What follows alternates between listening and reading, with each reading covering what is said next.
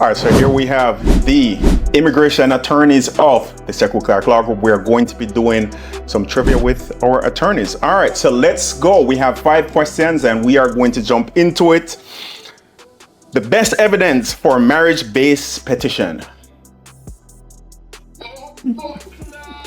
You're up. Babies. All right, babies, and what else? I think what I've heard the most feedback on at interviews are life insurance policies. I think Really? the officers are usually impressed. What I've actually heard an officer tell me once was, wow, I don't even have a life insurance policy. You guys got life insurance policies? So they like to see that you're spending that kind of money, even if it's not a huge policy, but you're making a commitment to make this monthly payment and to, in the event of your demise, continue to support this your family member. So that's a big deal to them. All right, so babies, life insurance policies, and number 3? Oh, number 3, your living situation, absolutely. It's more of an issue if you're not living together because the default understanding is that you are living together and your lives are joined. But if you have a situation that affects that, you need to come with the evidence. You need to show that you still, your lives are still joined together. Maybe one of you is serving in the military. Maybe one of you has an important job that they can't leave the physical location, something like that. But if you are living together, definitely, all that evidence that proves that you are is important. Absolutely, and that's huge in 2025. They don't care if you have a better job in another state. They do not care. They want to see that you are living together. And I will definitely add is your love story. They want to hear your love story. How you met, who proposed, where you proposed, first date, second date. You have to know all those things. All right, second question. Can you adjust your status through marriage if you entered through the border? All right.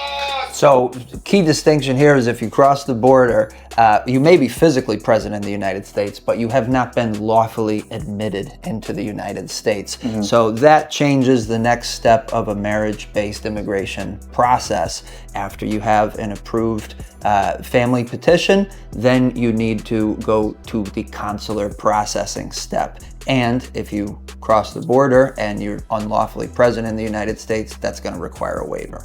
Yeah. However, and he's 100% right. However, if you got paroled, where if you actually got a parole stamp, caveat, 100%. That changes it. And of course, now that everybody knows, if your spouse is military, that changes the 100%. The fact pattern. Yep. Caveat to that caveat. Okay. Yeah. Is there's a difference between being paroled in and being paroled after your entry. And there is some debate now on whether or not being paroled after your entry will lead to an approved adjustment of status. I don't think it's consistent right as of today. I agree. Yeah, this administration is fighting against that parole equaling lawful admission when someone's simply paroled out of ICE custody or paroled out of CBP custody. This administration hates it, so it's becoming a bit of a mess. Okay. All right. Question number 3. Can I travel if I am a green card holder? I'll take that. So yes, if you are a permanent green card holder, it's an unequivocal yes. However, if you have a criminal infraction that has not been resolved and you leave the country and you are determined to be inadmissible based on that criminal infraction, then you may have problems coming back in. You may get taken into custody, but you will get let back into the country. However, if you are a conditional green card holder and you filed your I-751 to remove conditions, and for some reason that case gets denied while you're outside of the country, then you may have some serious issues coming back into the country. I don't know. Yeah, I can add, of course, there's limitations to your travel as a green card holder. You cannot stay outside of the country for more than 6 months in a row.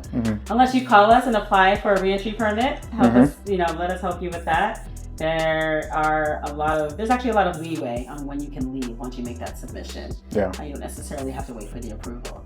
But don't stay out too long. And I feel like there's one other thing, but I'm blanking on it.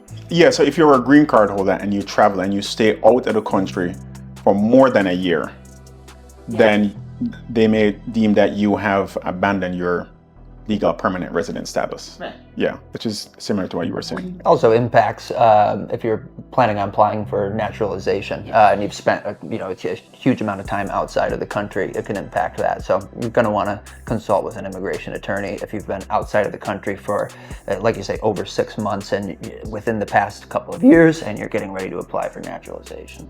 All right. Number 4.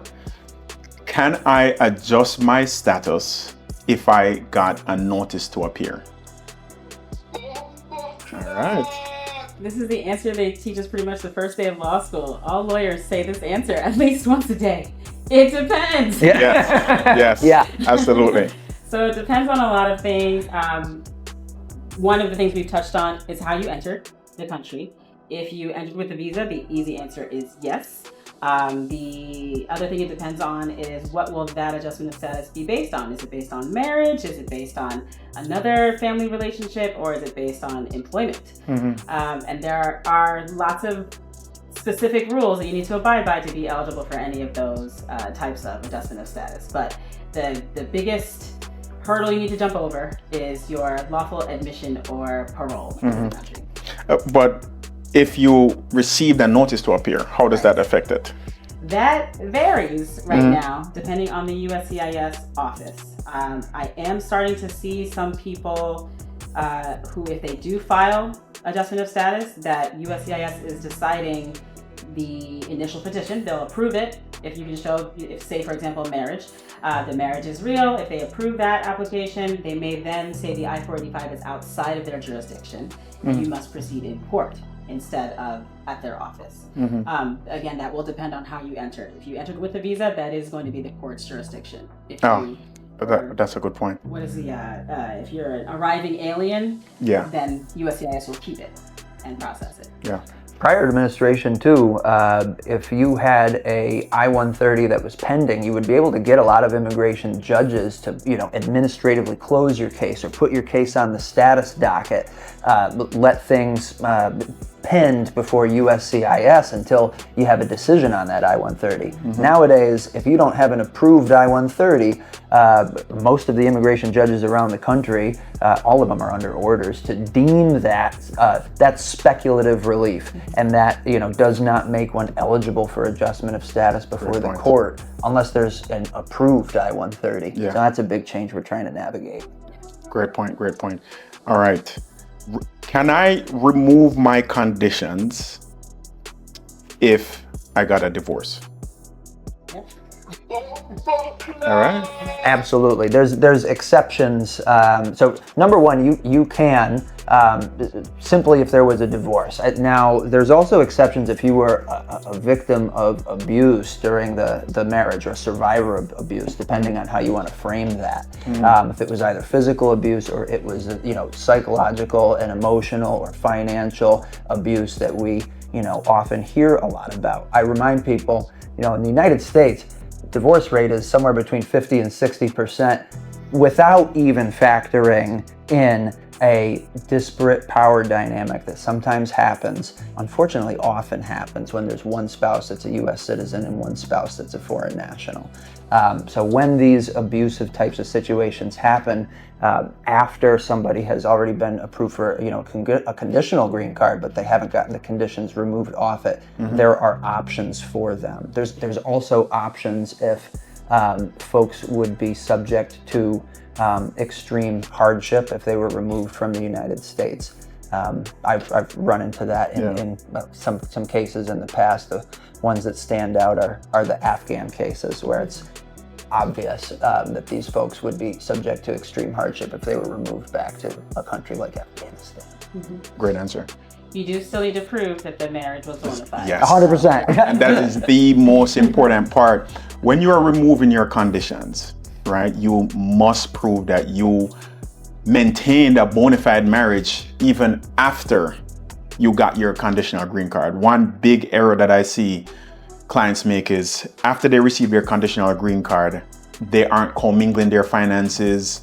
They don't have up-to-date evidence to show that they maintained a bona fide marriage, which if the officer makes a determination that, hey, the first application met the burden, but then the second application did not, they can determine that the entire case was fraudulent. So that's definitely a huge risk. All right, last but not least, do I need an immigration attorney to file my case, or can I just go to a document preparer? I will definitely take that, and the answer is yes, especially in 2025, where the risk is significantly higher. What is the risk now if you get a denial, or if you file an I-130 standalone by itself, or you file even just being out of status, is you get put into removal proceedings. A document preparer cannot represent you into removal proceedings. So combined, we have over 30 years experience. Why would you forego any immigration law firm that has that to a document preparer when you know you will get an elite level of representation, but you're going to also have that security to know that if your case does get sent to immigration court, you will have the guidance in that exact moment. So the answer is yes, unequivocally. Absolutely. 100%. Thank you. We killed the battery on it? Damn.